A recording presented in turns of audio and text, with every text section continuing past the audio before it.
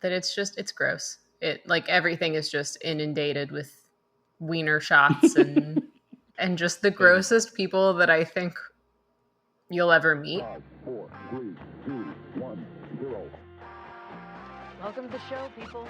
Welcome to the show.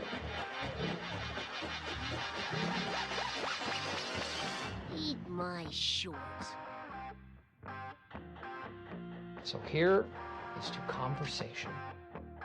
Tranquility Base here. The Eagle has landed.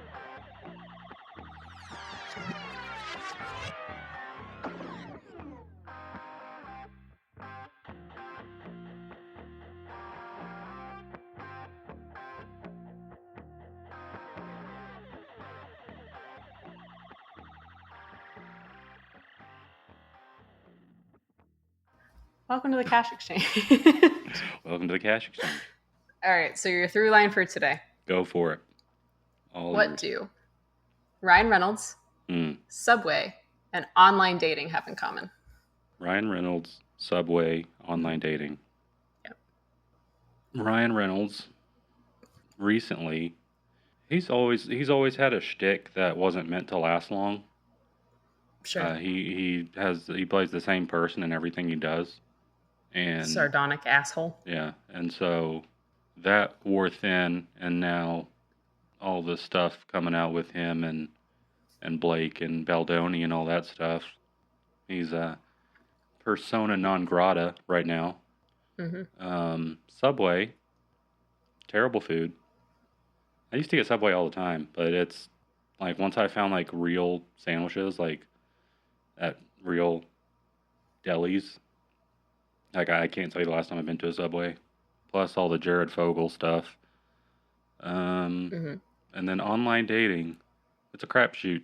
Sure. It's a lot of sifting through the proverbial. Fish in the sea? Sure, yeah, let's go with that one. That one's cleaner. So I don't know what the through line would be. Stuff that can be bad for you. Can Ryan Reynolds be bad for you?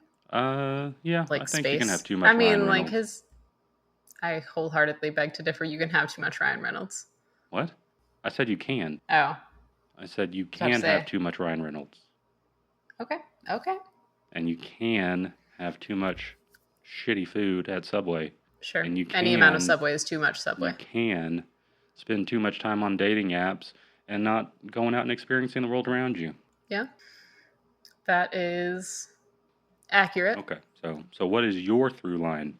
So my through line is that there are things with increasing problematicness, problematicism.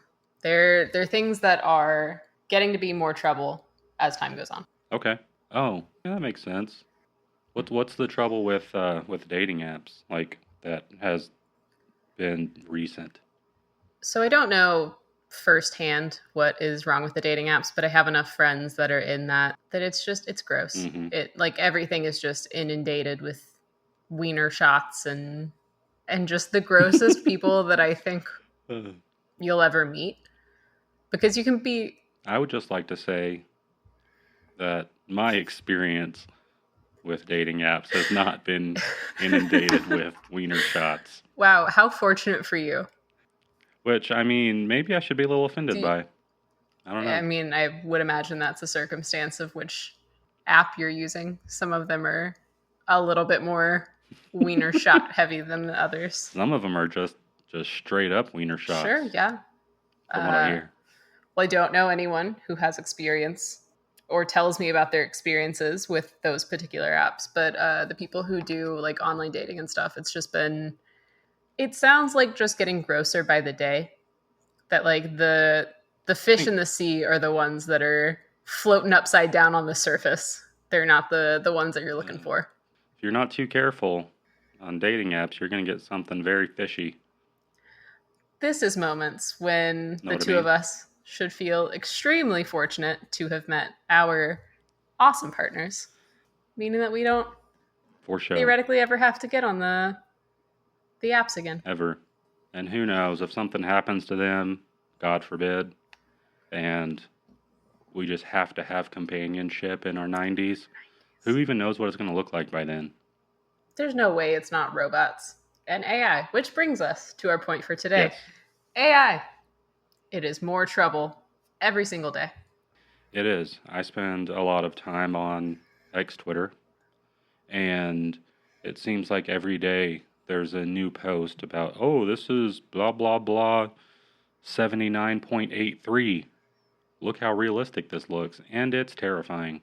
There's so many problems that whenever I was writing the kind of like outline for this episode, I couldn't figure out where to start because Hmm. so much of my feed on anything that I've done online has just been about AI or has been written by AI. Yeah. And one of the things that's shown up just a ton lately has been the little like baby deepfakes. They're so creepy. Yeah, those are all They're over the so place. unnerving. I don't know why people are doing it. There was one of them which was a scene from My Name Is Earl, and it was like a baby version of Joy saying, "Kids, go get mama stripper shoes out of your Lego box," which is just a horrifying thing to make a baby say. Fake or not, that's a weird Yeah. choice. Yeah, I also got sent one today of Mr. Garrison from Oh. South Park, which, if you know anything about Mr. Garrison, him being a baby is extremely problematic. But it was Timmy's first episode. Oh no. And they bleeped out the word retarded, which, okay, but then don't do South Park. Like, just do something else if you want to say, look, I can make babies say this thing too, but you don't make them say the actual thing that it is the whole point of the clip. It feels like all of those, like, I was having a conversation recently about all of the true crime podcasters and stuff now, and how they'll use things that are just like ridiculous because they don't want to get banned from whatever app they're on. Unaliving, sewer slide. Like, if you're talking about my situation, if I, God forbid, got murdered one day, and I end up on some bland white girl's true crime podcast, and she refers to it as my unaliving, I am haunting the hell out of her. Or, yes, and he decided to remove himself from this world. Like, if you can't say the thing, don't talk about the thing. Exactly. It seems like much more offensive to find all these workarounds. To infantilize the situation? For it. Yeah. Nonsense. It is nonsense. There was a specific clip from, I don't know what Theo Vaughn's podcast is called, but there was a... About last weekend. About last weekend? That sounds right. I don't know. But it was Theo Vaughn as a baby. And it was talking about how his biggest red flag in dating is a girl who can't swim. And I felt personally attacked, obviously. This past weekend. Yeah. Sorry. I felt personally attacked because I can't swim. Why is that? Getting real vulnerable on this podcast. Can we discuss this real quick? Because I have some evolutionary talk later in this episode, but I want to go ahead and get this out of the way since you gave me the perfect segue. Ugh. No, I do not accept segue. But I've only seen it in print. Is that not how it's said? I believe. Anyways, we are not fish.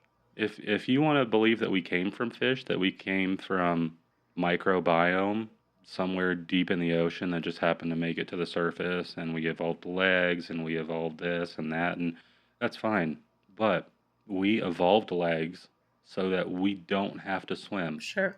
And I should not be shamed when I am in a situation where people are swimming. Oh, you want to go for a swim? No, I'll float there. I'll chill. I'll hang out. I'm not Michael Phelps. I don't need to go do laps. It's a great way to stay in shape. And okay, there's also walking. Yeah. So I'm going to say to these fish who have to swim all day, hey, I'm going to take your form of exercise. Even though I can go do this own thing on my own space, my own territory, I can go walk. I could walk from one end to the other if I wanted to. You can't do that because I evolved legs. But I'm going to sit here and be so cocky that I'm going to take up space in their home and just swim What's around. more human than that? I've evolved past needing to do this, I but I'm guess. still going to one-up you in your home. Yeah, I guess. I guess you're right. Okay, sorry for the You're good. tangent. I am learning to swim. I'm okay in water now. So how are you learning to swim? So I actually had Nate help me last year, and I got to a decent point. Like I can swim unbroken from like one end of the pool to the other. It's still a little embarrassing, I think, because I mean, like it's a skill that you Yeah. typically learn when you're like 1. Did he take you? Did he hold you at the edge of the pool and then just toss you in until you bobbed back up? Okay, so our pool was 4 feet deep. I don't think there was any bobbing. But have you seen New Girl? Ugh. You know when Nick Yes, first all the way meets through. Tran, and Tran takes him to this like YMCA pool and just like carries him around. And hold him like a baby. That's essentially Yeah. what it felt like. Yeah. It was incredibly helpful. He is an angel. Ugh. I did feel like I was being just like cradled through the water. But hey, man, if it worked for Nick You just Miller, gotta it'll let work go for of me. it. What are you trying to accomplish? Like what is the plan with learning how to swim? So there was actually a thing that happened last year. I went to float the river out in the outskirts of DFW, and the water got like I was just like walking around, and there was a drop off, and I panicked, Uh-huh. and it was a sort of like weird mental thing, and I Eye-opening. was like, I think I need to do something to prevent this from happening again, because I do like doing things in the water. I like being like at the beach or at pools and stuff like that, and I don't like that I am kind of resigned to just sitting in the shallow end. Like I want to at least be able Yeah. to do the things, even if I don't necessarily choose to. Okay. Yeah, that makes sense. Isn't it nice to know that whenever, like once you're out of a situation like that, you realize how much you have to fight to stay alive just with everyday things? And you're like, huh, that's pretty Yeah. nice, actually. You appreciate your Sure. life a little more because you almost died because you accidentally went 2 feet deeper into water than you planned to.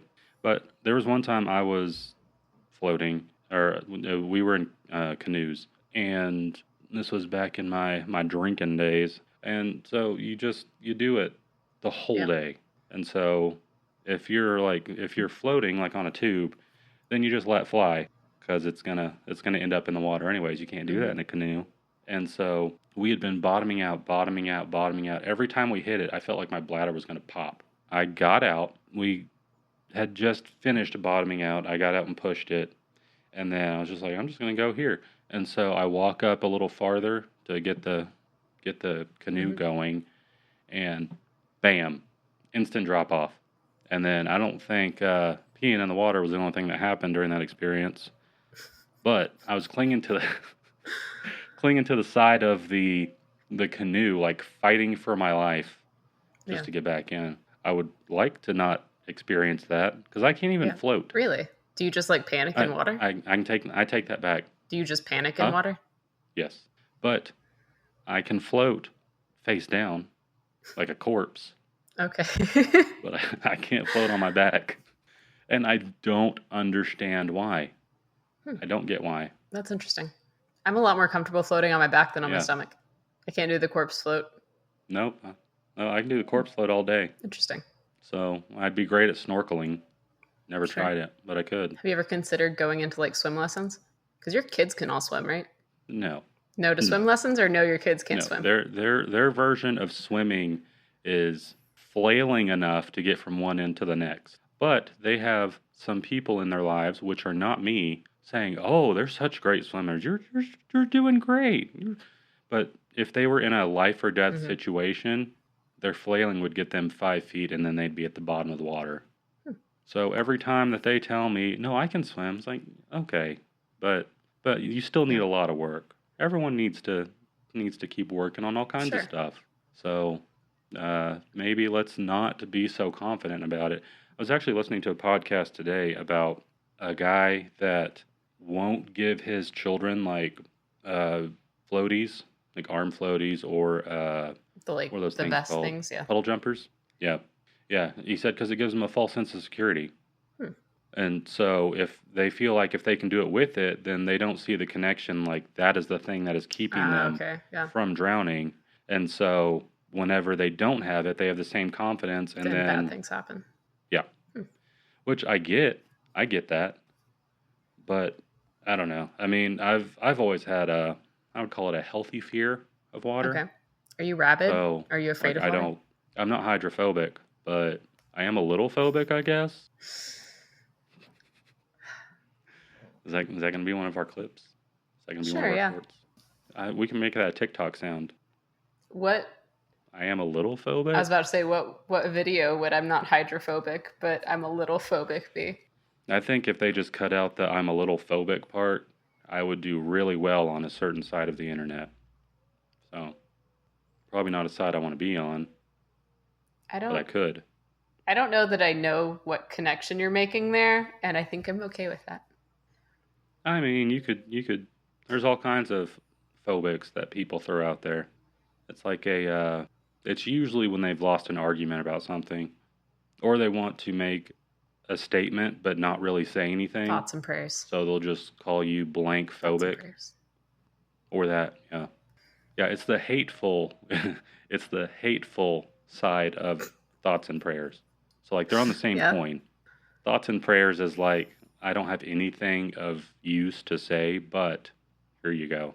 I hope you feel better. Whereas the other side, I don't have anything useful to say here, but phobe. Sure. I wish that we could just start saying bummer in that situation. I think it would be equally as effective. Something terrible just happened. Thoughts and prayers. Thoughts and prayers. We just laid my father to rest Bummer. today. Bummer. It's exactly as sincere. It's more sincere. It is just as sincere. Yeah. I completely forgot where we were. We were on baby deepfakes. Alongside deepfakes. Alongside deepfakes, do you remember, have you seen the difference in AI generated videos with Will Smith eating spaghetti? Yes. It is so strange. It is. If you've seen the one from, I think it was 2022, maybe 23. It was only a couple years ago, but he looks horrifying because you can tell that it's like shuffling through too many pictures of Will Smith to be able to create like a cohesive image of who he is. Yeah. And so it extends out his mouth, and so he kind of looks like a horse for a lot of it. It's bizarre. I recommend that you watch it. But they redid. Do you think it is a conspiracy that Will Smith is the one putting them all out? That way he keeps himself relevant post-slap? I think that he's already made enough money that he has to kind of coast. I don't think that he's relevant online because you can tell that he's trying to do the TikTok thing on his own channel, and it's just not working. Yeah. Like he did a video he's got to pay to support those two hanger-ons that he popped out. And then don't even Willow get me started and on Jaden the not Jada doing stuff. things? I don't know. I would assume not.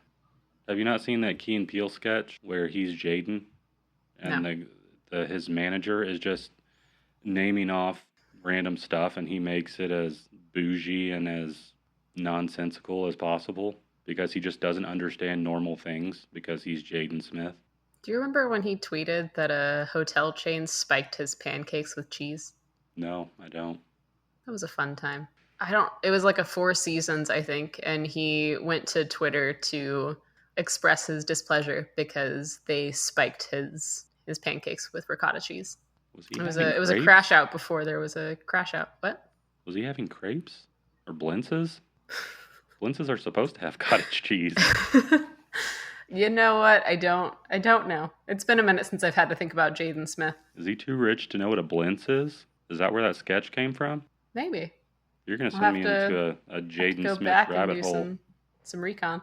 In Family Guy, they say that he looks like a wet baby horse, and I can't unsee that. Every time I've seen Jaden Smith since that episode came out, I just think about how he looks like a wet baby horse, which makes a lot more sense if you think about Will Smith's original spaghetti video. Or wet making baby him house. Look like a horse. Did you see that picture? I don't know what thing he was at, but he just had a house on his head. No. Oh, yes. Yeah. Yeah. Weird times. We're still in them. We're still in them, yeah. So aside from Will Smith eating spaghetti, which looks problematically real these days, although I do think that maybe that video is actually Will Smith eating spaghetti. Hmm. It looks too unnervingly real. Or I don't we've know. gotten to a point where you'll never know. Maybe Never we're know. deep fakes. Who's to say? I have all 10 of my fingers. They're normal. Me too. This would be a perfect time for it to be like that Timothy Chalamet skit on SNL where he just has like 7. Have you read anything that's been like very clearly done by ChatGPT? Not that I've noticed, no. Well, I mean, there's one trend that I would love to go away is on Twitter. Their version of ChatGPT is called Grok. And so Okay. anytime there's anything, whether it's a piece of news, whether it is a picture of something, whether it's a video of someone melting down, whether it's someone just getting their head popped off, because that's something you can see on Twitter, without a doubt, the first comment you're going to see is at Grok. Is this true? Oh, Every nice. single time. And it is so annoying. Whatever a grok is the ultimate decider in real and fake. Apparently, yeah. Huh. I have never spent any time on X, so I have no idea what the platform looks like. You should check it out. I'm good. It's the Wild West, man. I believe it. No, thank you. I deal with X in conversation plenty in this great city of Austin, so I think I'm at my limit without having to actually be on the website. Lucky you. So I did sales for a little bit, and one of the things that they told us when I was in training is like they encouraged us to use ChatGPT to write our emails, or to at least like create skeletons and stuff, and we would like personalize them from there. And I think that in it of itself is not great. Like it feels, I don't know, like an auto dialer where you write like one, or you have one person saying a script and then they just repeat it to 1,000 different voicemails. It starts feeling like telemarketing. That's what I was trying to think of. Telemarketing. One of the dead giveaways, the thing that they like coached us on if we were using ChatGPT to write an email, is that it will always start with, "I hope this email finds you well." If you ever get an email that starts with, "I hope this email finds you well," or you get an email with the subject line that includes emojis, like it'll be like a rocket emoji and like sparkle emojis or whatever, and then the thing, and then the same emojis. Sales are going through the roof. Written by ChatGPT. Yeah. I hope this email finds you well is the equivalent of thoughts and prayers. Yeah. Or phobe. Sure. Yeah. It means absolutely nothing. Yeah. I don't give a shit. What's going on with you? Read this because I need that money. Yeah. I tried my best to not use ChatGPT, but I also knew that like put me at a really large time disadvantage, because a lot of my colleagues and stuff were listening to our trainers and were doing things through ChatGPT. And it took me so long to craft like any email. And realistically, like it was still getting filtered through spam anyway, because a lot of those spam filters for professional email accounts are like company-wide emails.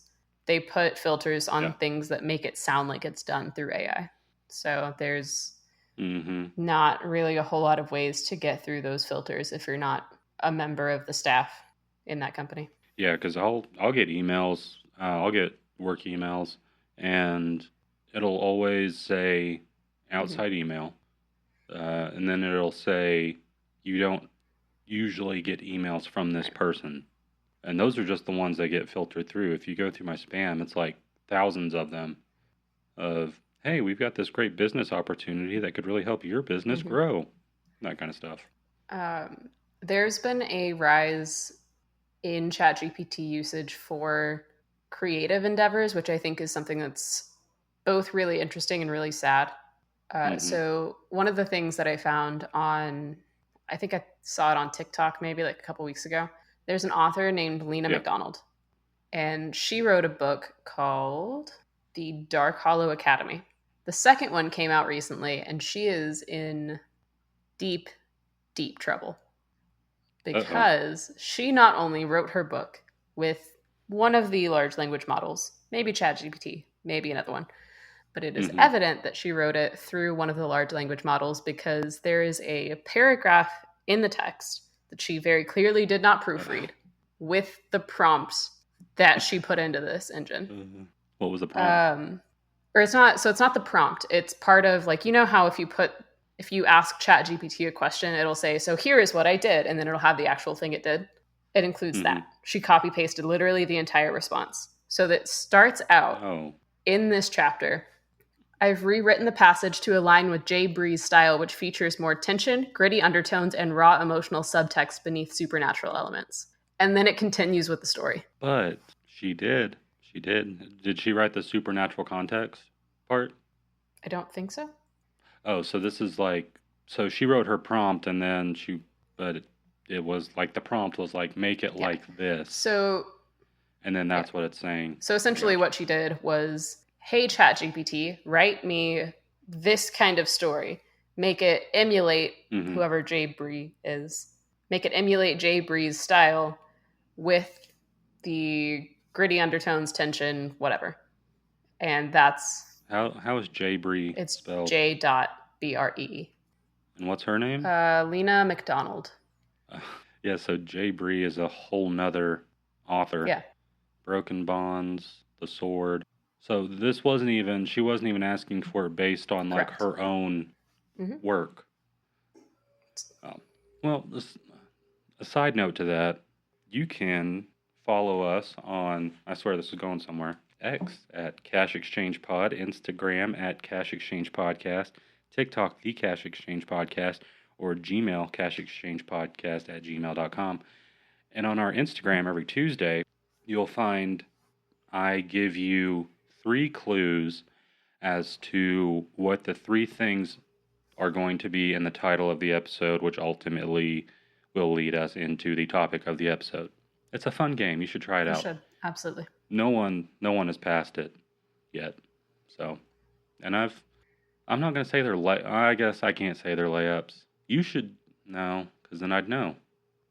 I don't know. There's no way to test myself on these, I guess.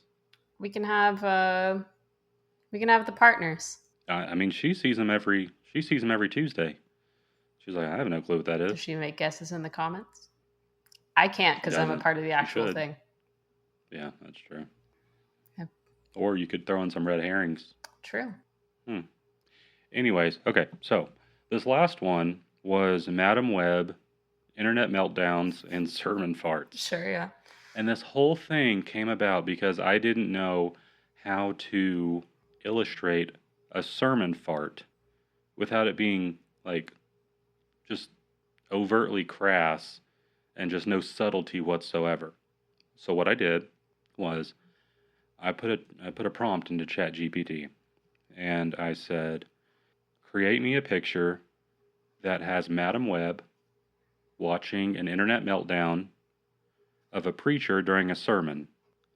And apparently to create images, I guess it's some legal thing, you have to create an account. So I created an account, so now I'm in the system. That's how they get you. After I created the account, it created the image. And it's exactly what I had envisioned for what I wanted this picture to look like. And it is on our Instagram that you can go see right now. And so after that, I was like, oh, this is great.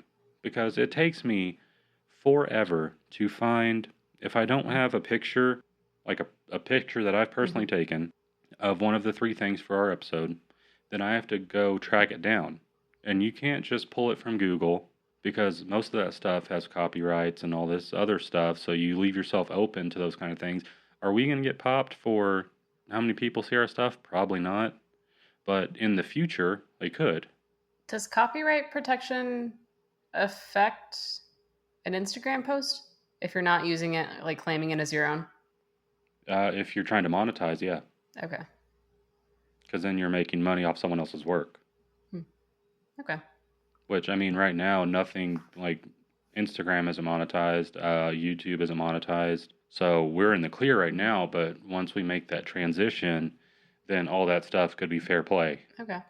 And so I have to go to these websites, and there's one that is pretty good for getting me a general picture of what I'm asking for.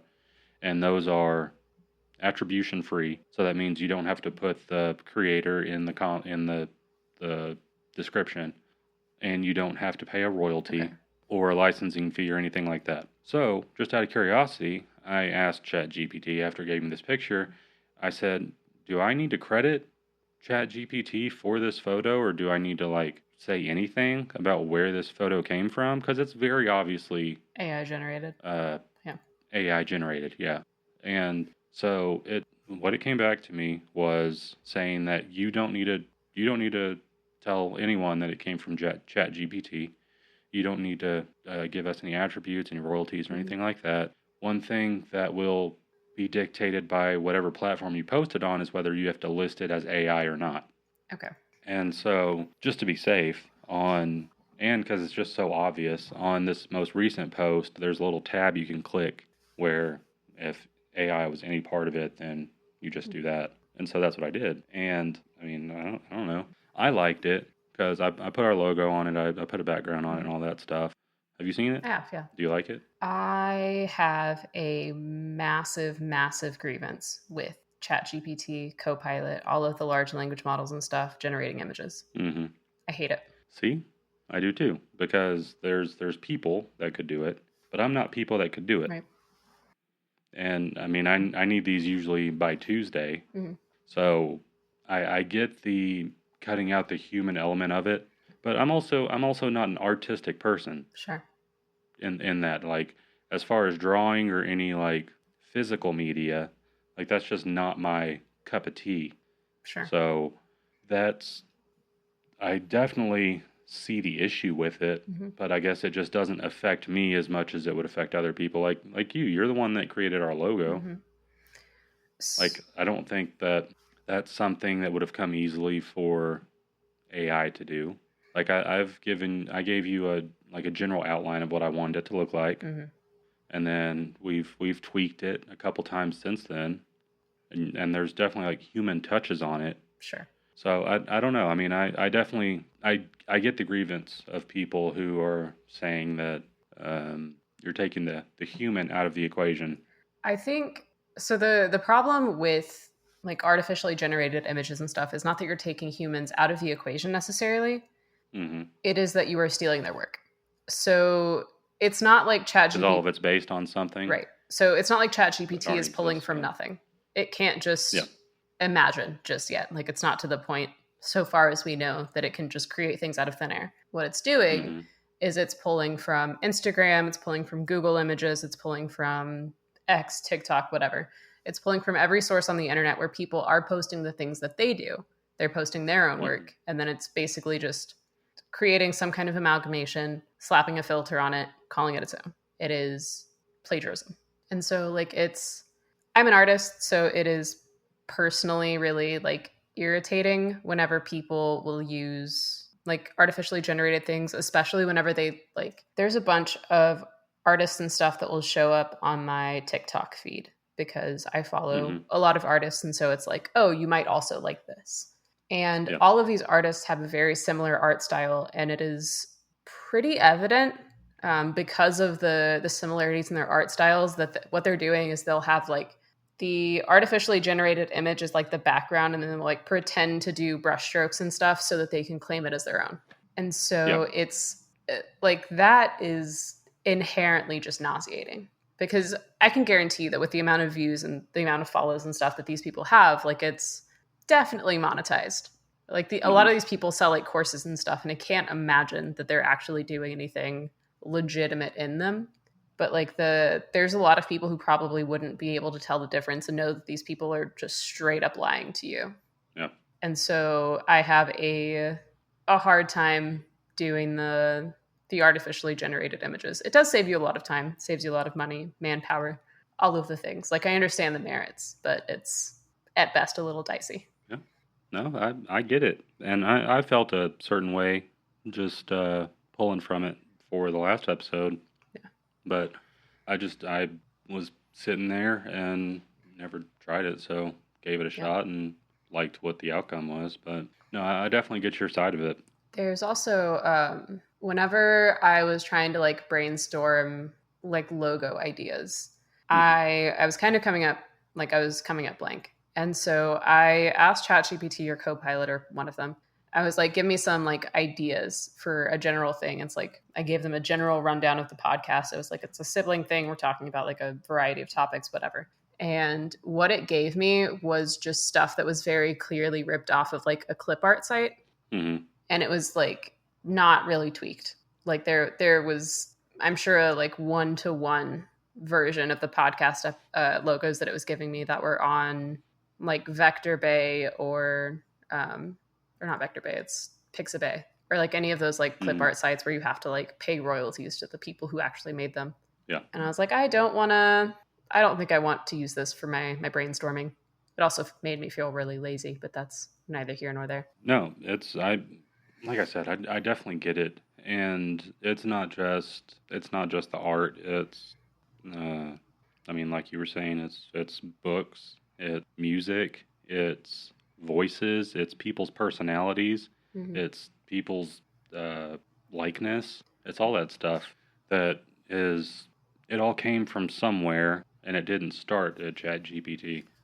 And then there's going to come a time where all of the original creators that it's pulling information from they're all dead, they're all gone. And then it is going to be its own thing.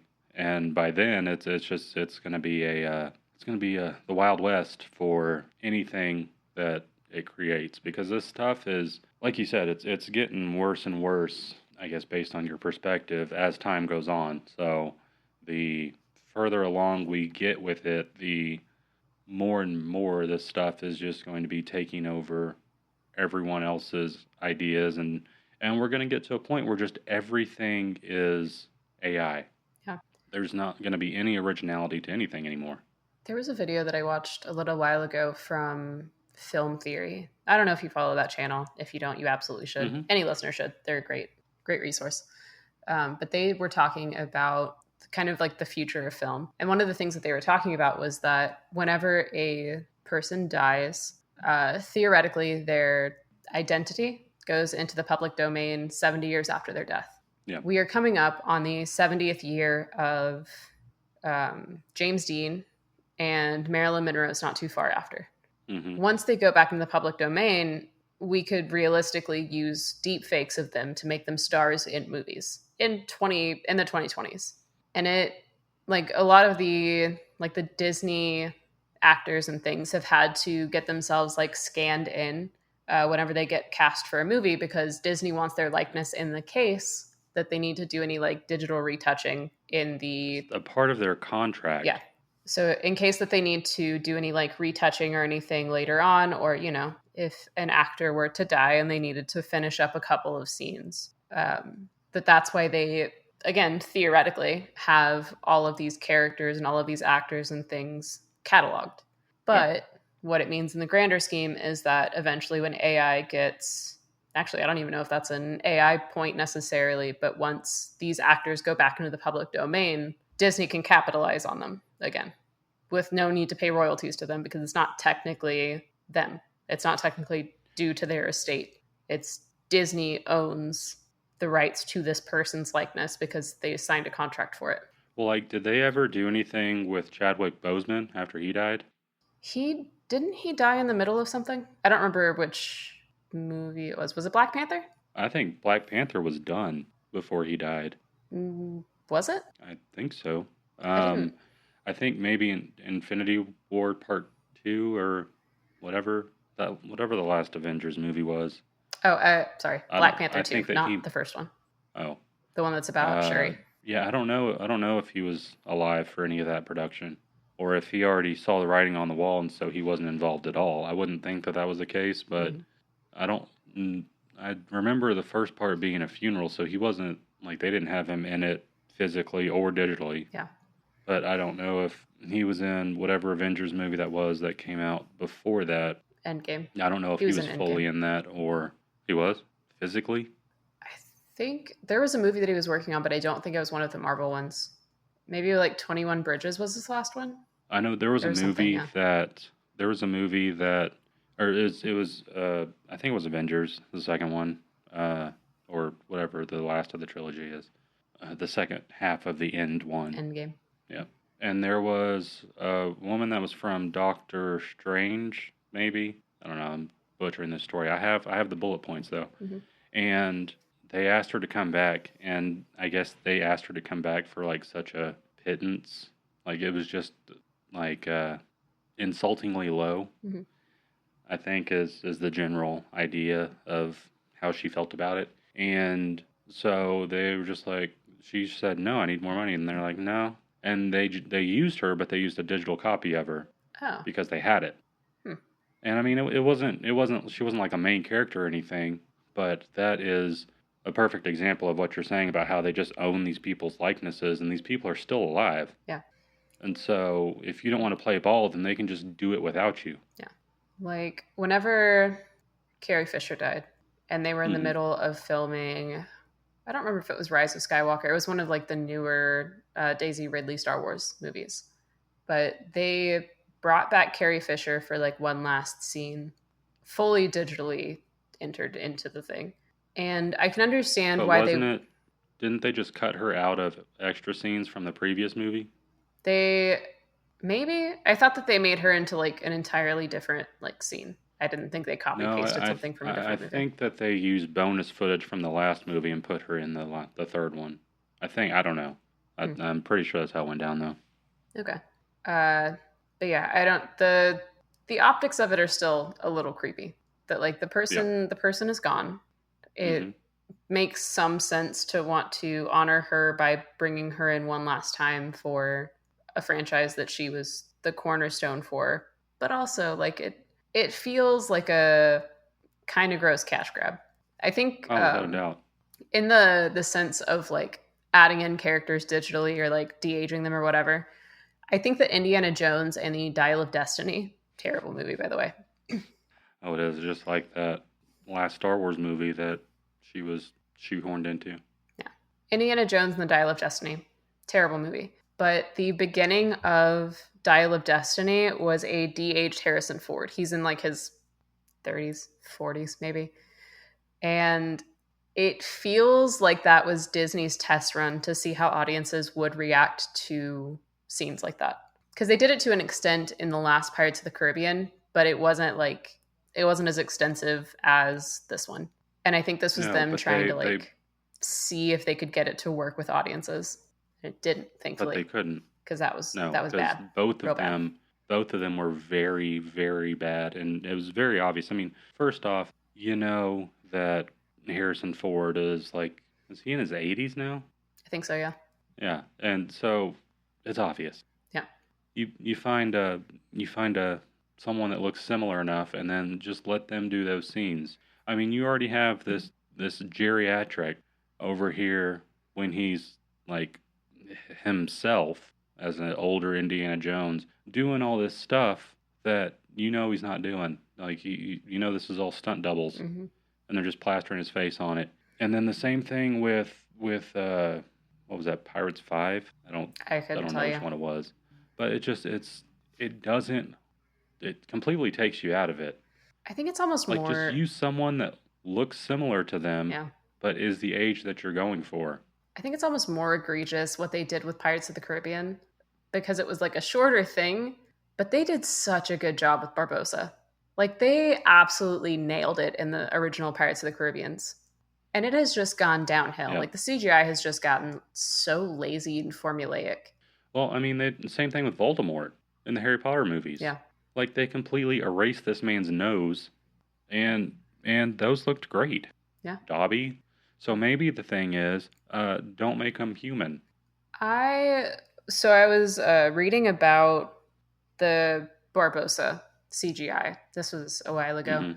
Mhm. But it was from a person who had actually like worked on that kind of CGI, and they basically said that the reason that the ones later on are lazy when it comes to CGI, or like why CGI now looks kind of crappy compared to like the early 2000s, is because this was still new enough, and there were only so many people who were great at what they did that they were paid properly.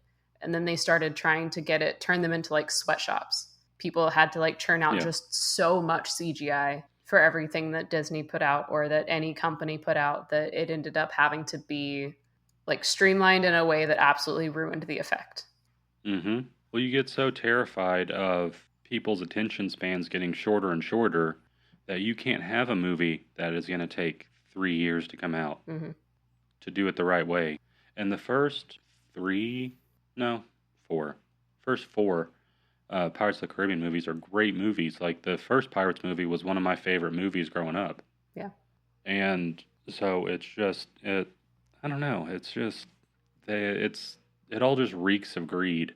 And really, when you boil it down, almost all of AI is just greed based. It's what we can churn out as quickly as possible to keep up with these attention spans, to pull as much money from them as possible. Yeah. I don't even think the issue necessarily with the fifth Pirates movie is that the CGI is bad. It's the fifth. Like it didn't matter how long it took or how like much effort was put into it. Like it was the fifth in a series. The fifth is like it's never necessary. You're telling me you couldn't tell that story in 8 hours? Probably more than that. Like Stranger saying the Half-Blood Prince isn't necessary? That's the fifth one, right? I don't know. Probably. I don't know. I know Goblet of Fire is 4. Half-Blood Prince is the fifth book, I think, yeah. Yeah. So that's not necessary to the story? I think if it is like a fleshed out story that takes place like that is already start to finish made, then it's different. That whole saga was supposed to take as long as it did. But Pirates of the Caribbean was a thing that they were just like, you built a house and then you decided you wanted an addition and then another addition. At some point, like the thing is going to collapse because it's just not supposed to keep building off of this one great thing. No matter how structurally sound the original house was, it will fall down. It's all based on a ride from the 60s. Yeah. All of this entire empire is built on a ride that lasts like what, 6 minutes, 7 minutes? And it worked. And then they tried that over and over and over again with like Tomorrowland, movie with George Clooney. Jungle Cruise. Terrible. Jungle Cruise? Nope. I don't know. 50-50 on that. I'm more of a fan of it becoming a great Weird Al song than a movie. But the movie is mindless fun, I guess. Sure. I definitely wouldn't say, oh, Jungle Cruise is my favorite movie, like I would have for the Pirates movies. But yeah, they just kept trying to catch that lightning again, and it just never happened. Yeah. I mean, if it's a story that actually has ground to it, audiences won't mind waiting. I think the problem is that a lot of these studios and things don't want to put the effort into the story. So they're not going to put they're just going to shoehorn it into whatever their like schedule looks like. Yeah. That was a decently sized segue. Actually, all right, remind me where we were. Actually, I don't even know if that was a segue. That was still valid part of how I was going to say AI, but AGI works too. How AGI is ruining our society. Yeah. The next thing I had was the ecological side of AI. Oh, here comes the hippie. Absolutely. I did not know, and I don't know that it's common knowledge, that things like ChatGPT, Copilot, all of the large language models are awful for the environment. Yeah, I don't think that's talked about very much. It should be. So for the uninitiated, large language models has so much information to pull from every time you ask it a question. So it's not just like you ask ChatGPT and ChatGPT will Google it for you and it will just like spit back common sense answers or like most common answers. What happens is that it will have to scour thousands of sources, millions of sources, and then it will compile all of that stuff to give you the best possible answer that it can.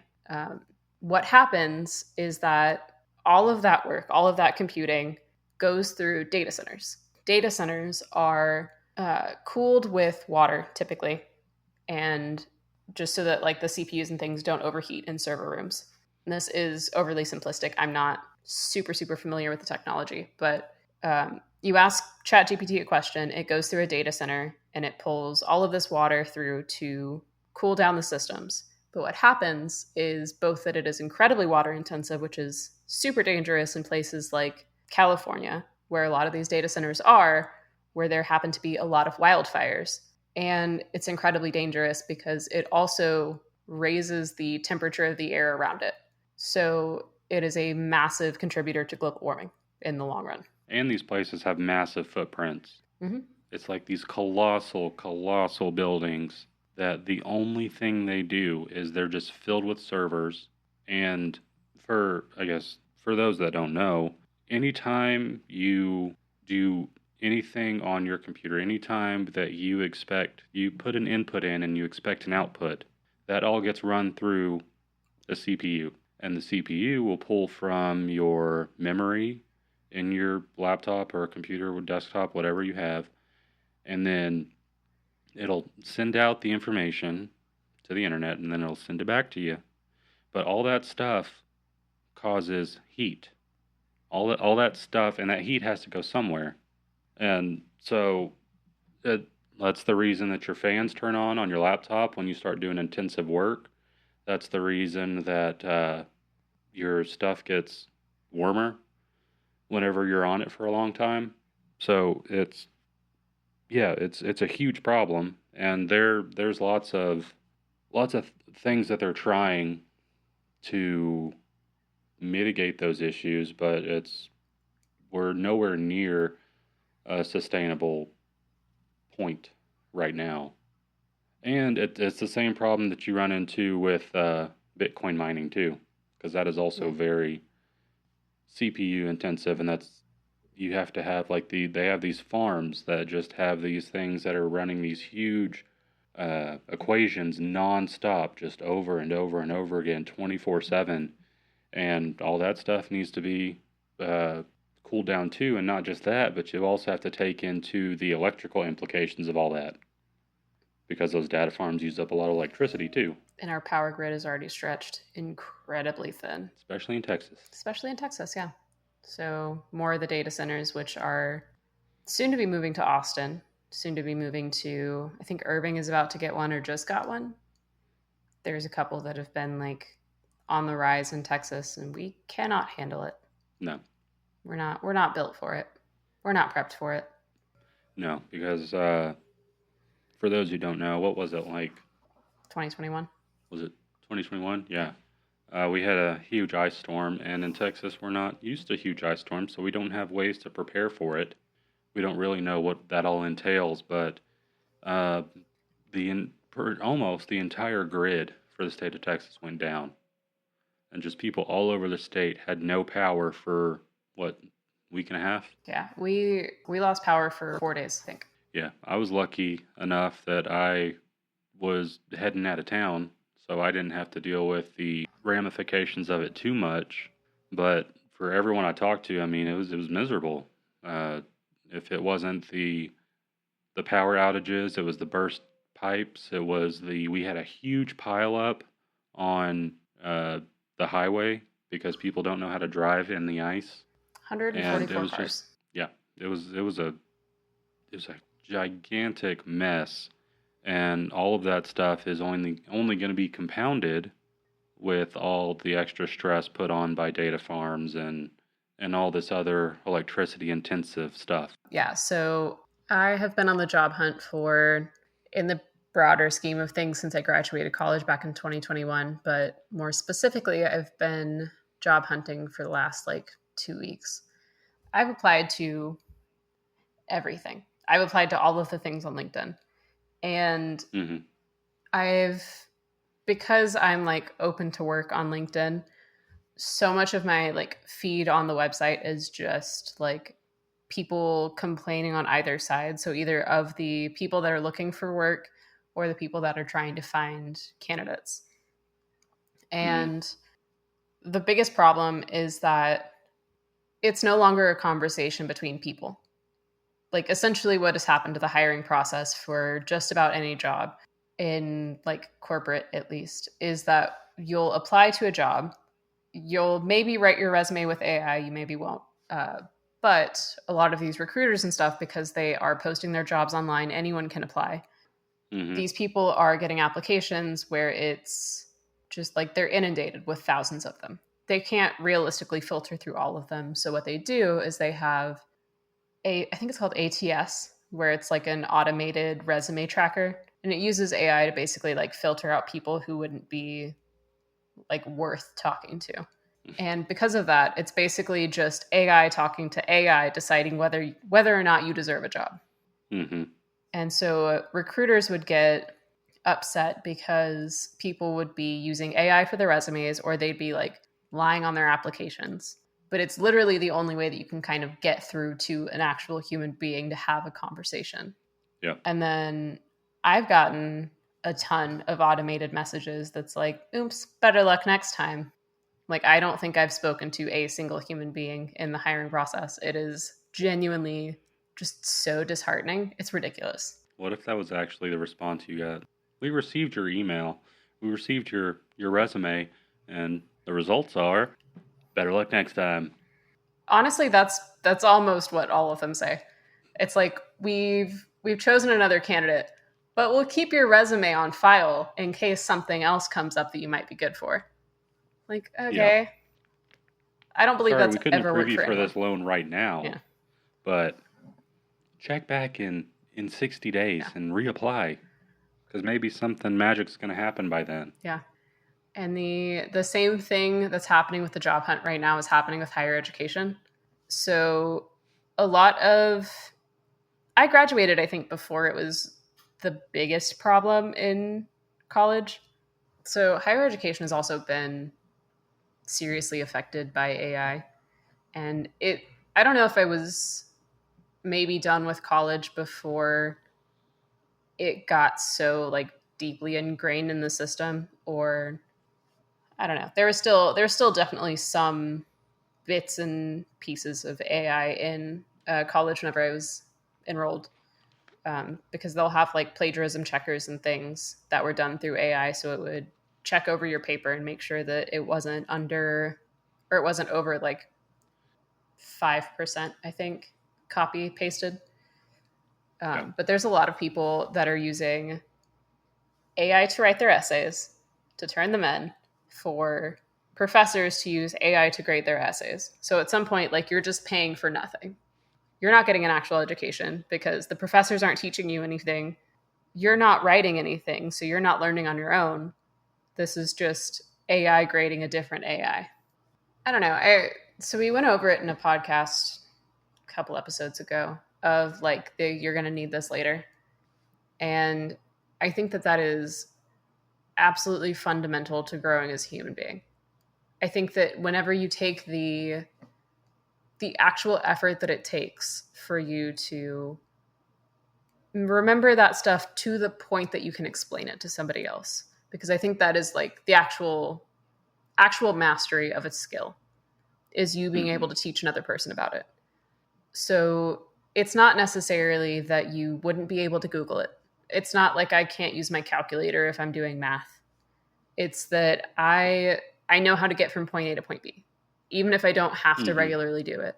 So like, you being able to properly Google something is not, I don't know, it feels like a waste of all of your tuition money if the only thing that you're getting out of it is that I was more effective at searching something. I don't remember the things for most of my classes, but I know how to look it up in the future if I need it. Yeah. This is supposed to be done in a way that maybe that's me being more, adopting a more antiquated ideal of what college is supposed to be. Because it's not necessarily the experience that I had. I could have used ChatGPT or any of like the AI models to write something for me, but did you go to classes? Until like actually in classes with other COVID, people? Yeah. See, I didn't. Yeah. Even now, if I could do it all over again, I would definitely do it in person, because I think I would have gotten a lot more out of it than I did. At the end of the day, I still got the same piece of paper. I still got the same information. I'm probably just didn't get the same kind of experiences out of it. Sure. I think, I don't know, the purpose of education in general is not necessarily to tell you what to think, it's to teach you how.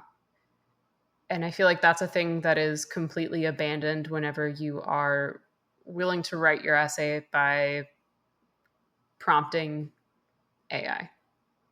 Well, I should also say that any essays that I needed to write, I wrote myself because I enjoy writing essays. But you said that was all you had?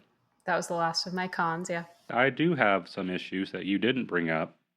So, I think that Facebook posts to boomers is like AI to millennials. What? So whenever, it's usually older people, boomers, maybe even older than boomers, just people that are on Facebook, which I think generally leans a little older these days. They'll see a post and then, did you hear about this? Did you hear about this thing that happened? And I can't believe that's what happened. And then you're like, that definitely did not happen. But the new age version of that for millennials and people our age is AI. Because we can actually see a thing and we say, can you believe this? And it can be political, it can be racial, it can be just a celebrity faux pas. I mean, it has all kinds of levels of severity, but our thing is we were raised to be very skeptical because we grew up in the age of the internet. And so boomers, older people than us, were like taught to take the word of people that they respected, to vet the people that they were getting their information from. And then they would be misled by that. And so we said there can be all this stuff on the internet. That doesn't mean that's true. Seeing is believing. But now we have all this AI that is showing us. So we're seeing it and people are believing it. So it is believing now. It is, but that doesn't mean that it's true. That doesn't mean that what you're seeing is something that you should believe. Oh yeah, so what is believing Because now? If it's not seeing. Oh, what is believing now? I thought you said so it is believing now. Exactly.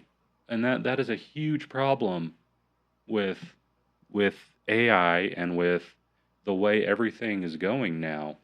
And there's two ways to look at it. There's one, you don't believe anything, and then you just become cynical and you just collapse into yourself, and you don't get to a point where you can let anything or anyone in because you don't know if you can believe it.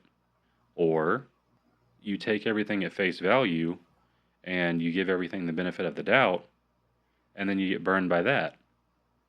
And I think that you can try to walk the line between the two, but the more advanced all this AI stuff gets, the harder that's going to be for you. And then whenever you do give something the benefit of the doubt, whenever you get burned by it, you feel like you're even more scorned than you would have been otherwise.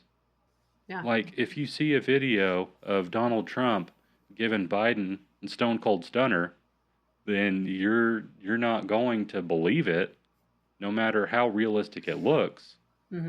But if you see a video of someone of a different persuasion than you, maybe doing something that you don't like, then you're going to believe it, and that's going to be your rallying cry and just reaffirming all these prejudices that you may have, you may not have, you may not even care until you come across some piece of AI that has led you a certain way. And like I said, the more realistic, the less flaws you see in this stuff, the worse it's going to get. And there's no way to put the genie back in the bottle. I think it's always been like that, though. There's always been something that spreads misinformation. So there's a Tom Segura stand-up bit where he's talking about how we used to just not know things or be like confidently wrong about stuff. And he was talking about how he was talking to his dad, and his dad said Tom Hanks was gay. And so Tom Segura went a very long time just like believing Tom Hanks was gay, because why would he question it? And then he eventually was in a conversation with a friend of his and brought up that Tom Hanks was gay. And the friend was like, no, he's not. What? What are you talking about? And then this was at a point where he could just like Google it. Turns out Tom Hanks isn't gay. And so he goes back to his dad and he's like, did you know Tom Hanks wasn't gay? He was like, oh, huh. And I feel like that's kind of the same conversation that we have with AI is like, we're just going to keep having those conversations. Some things don't necessarily change because of the internet. Like, it's great if you see a thing and you're like, that sounds a little fishy. So I'm going to Google it and find out if that's actually true. But at the same time, like, we've always been confidently wrong about things. There was a little window where it was impossible to not Google something, but we've just kind of like circled back. Like in the conversation that I had recently with your son about what kind of animal Bulbasaur was. And he just insisted that I Google it. Like it ain't life or death. We don't need to know what Bulbasaur is. And the worst part about that is that I did eventually Google what Bulbasaur was. Because I wanted to know. I felt like I needed to know. Did I? No. For those And listening, Bulbasaur is he's a frog. I thought he was a turtle. I did too. I don't know what that bulb is if he's a frog. Anyway. A growth? I don't know. Tumor? No clue.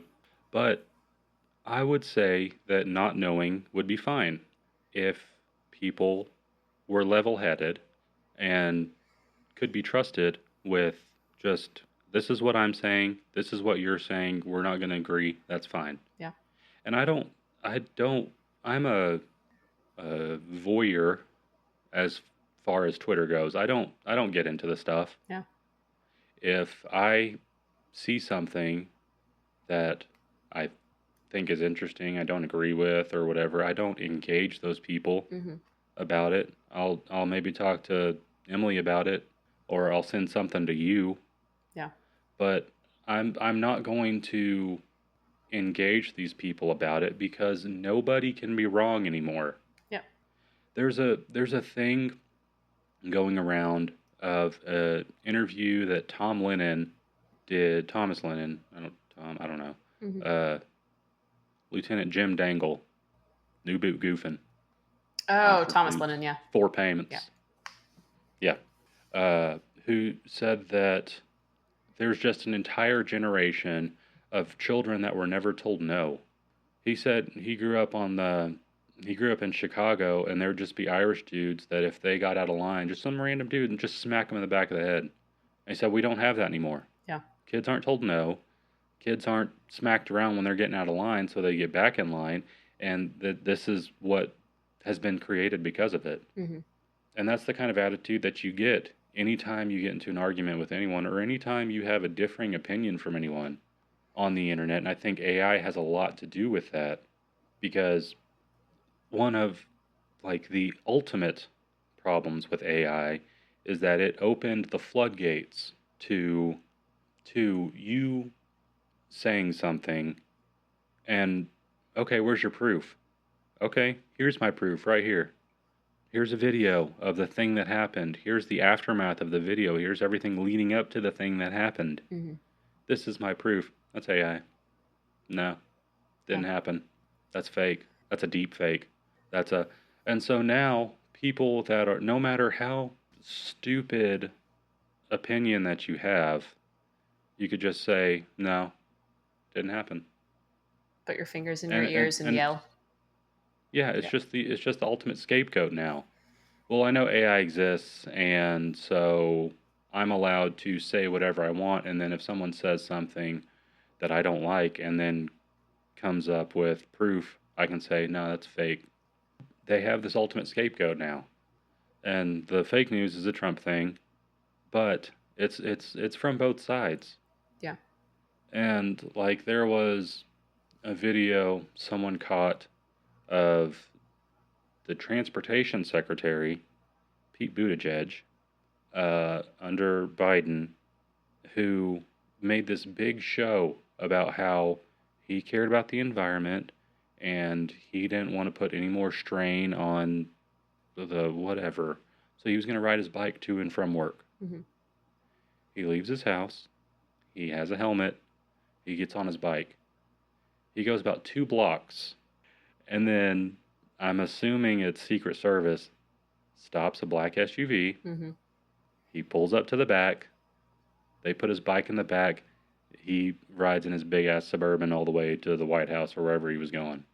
A Bear Grylls mode of transportation. Yeah. And then, oh, okay, well, Pete, you did this. Fake news. It's fake. It's a deep fake. It's AI.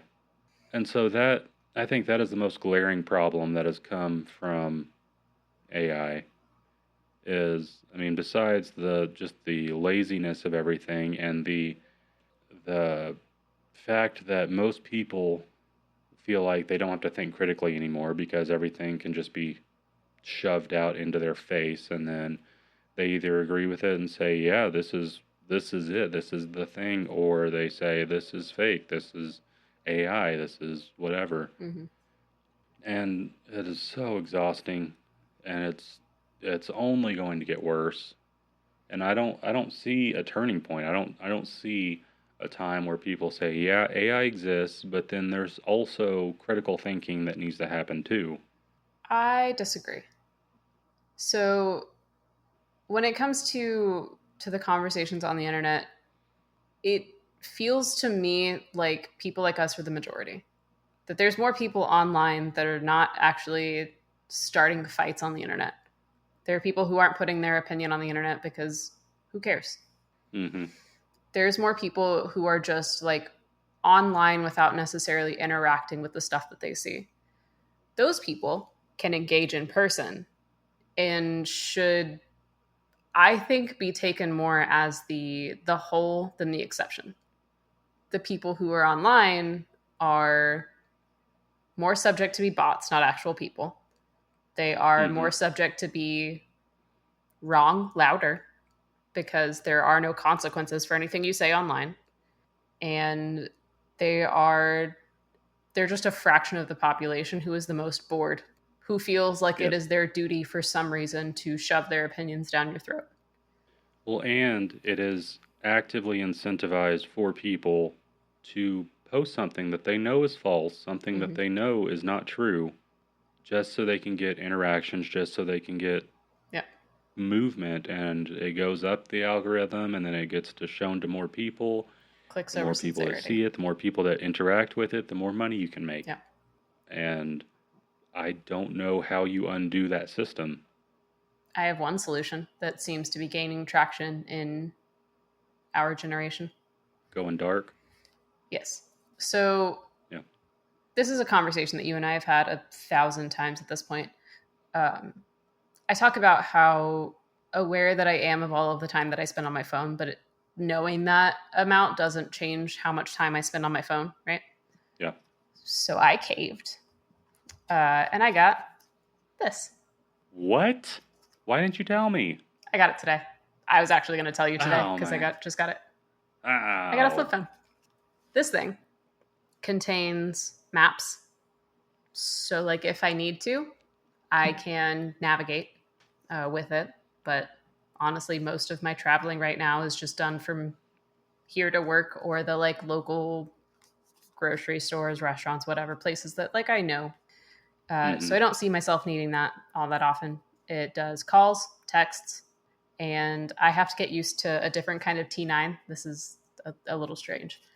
And yeah, technically I can get online if I want to, but it is a deeply long and annoying process. I know because setting it up today was a very long and annoying process. So I have to think through whether or not I want to Google something because the amount of time that it's going to take me on a T9 to figure out what kind of animal Bulbasaur is very different from just being like, hey, Google, what kind of animal is Bulbasaur? Well, I'm proud of you. Good job. So I will be adding a little progress in my future episodes. See how my life is going in a digital detox. Congratulations for pulling the trigger on that. Yeah. I got to a point where I realized how much time I was spending on my phone, and like I would be aware that I was doom scrolling and that I shouldn't be, that there were things I could be doing instead. Because it would be at like the checkout line at the grocery store when I just didn't have a thing to do. I was just standing there. Yeah. And I would just be scrolling through Instagram. And at some point, I was just like, I don't know why I'm doing this. I know it doesn't make me happy. I know nothing that I'm looking at makes me happy. There's maybe like quick hit dopamine. And then what? Then I just keep scrolling for my next quick hit of dopamine. So, wow. this is Congratulations. Thanks. All right. Last gripe All right, what you got? is this is where the evolution is going to come into play. We have catapulted ourselves to the top of the food chain. Mhm. There is absolutely no reason that we should be over a lion, a tiger, a bear, Oh my. or a shark, or any of these apex predators. But the reason that we are is because we evolved to be smarter than all of these other animals. All these things that could easily rip us apart, could easily track us down, and just devour us. We have intelligence on our side. So we have the intelligence to create weapons. We have the intelligence to create habitats for ourselves to where we keep these animals away, and we have numbers and we have all this other stuff on our side. And so what we decided to do with that is take all of this intelligence and feed it into a computer to create artificial intelligence, to create a human or a mind of every human's mind, and just put it all into one central location and think that that is not going to cause us any harm because, oh, well, it's working for us because we created it. Does anyone think that it's not going to cause harm?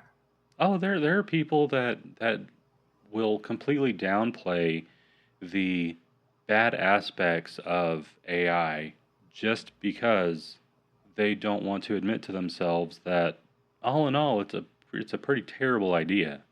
So we're taking millions, thousands of years of evolution and we're just shoving it off onto this thing. Like the movie The Terminator doesn't exist.